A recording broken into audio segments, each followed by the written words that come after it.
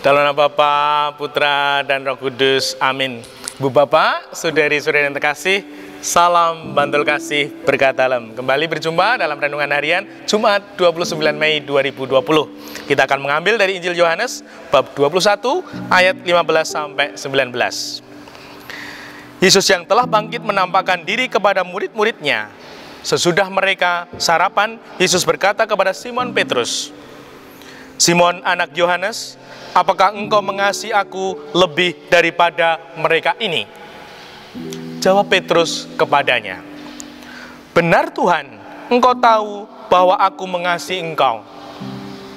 Kata Yesus kepadanya, "Gembalakanlah domba-dombaku." Kata Yesus pula kepadanya untuk kedua kalinya, "Simon anak Yohanes, apakah engkau mengasihi aku?"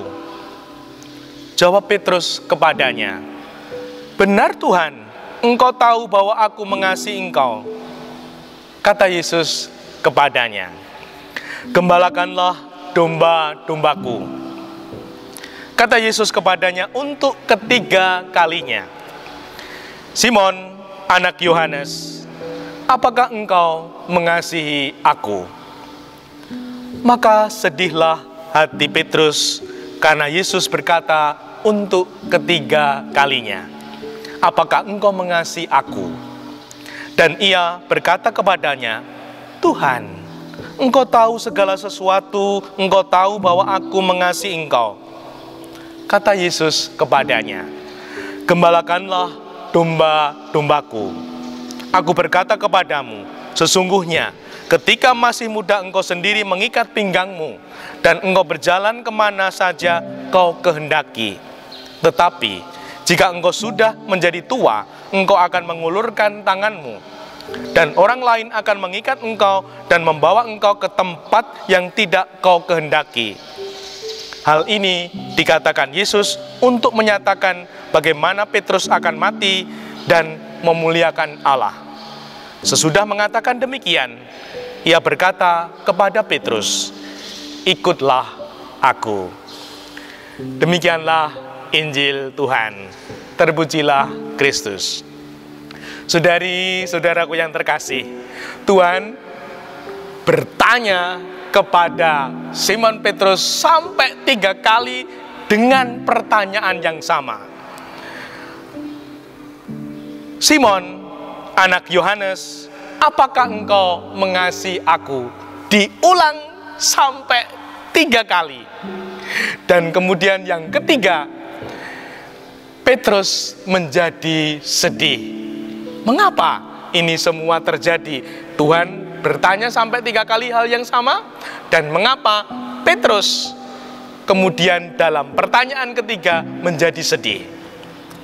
Dalam pertanyaan pertama dan kedua, Yesus, kata seorang ahli, mengatakan, "Simon, anak Yohanes, apakah engkau mengasihi aku?" dengan kata agape, yaitu kasih yang tak terbatas, kasih yang agung. Namun, ketika pertanyaan ketiga, kata kasih diganti philia, yaitu kasih yang terbatas, kasih seorang sahabat yang kadangkala gagal, mengecewakan, menyakiti, tidak setia.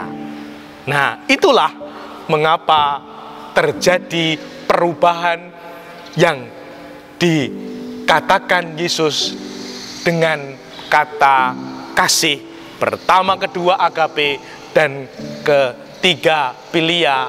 Hati Petrus menjadi sedih. Nah, saudari-saudaraku yang terkasih, ketika pertanyaan ketiga itu Petrus sedih, namun Petrus juga menyadari bahwa sungguh sebagai manusia seperti kita juga kadang tidak setia, Cintanya cinta yang terbatas, sering ingkar janji. Nyuwun sewu, ngapusi awang bojone wae dihapusi to. Ayo, siapa bapak-bapak yang belum pernah ngapusi bojone ibu? Nah, sungguh ingkar janji, tidak setia. Lalu cinta manusia itu juga tidak total. Bahkan ada yang sentot ya, setengah total. Bahkan ada yang gatot ya, gagal total. Nah, semoga kita sungguh-sungguh menyadari itu.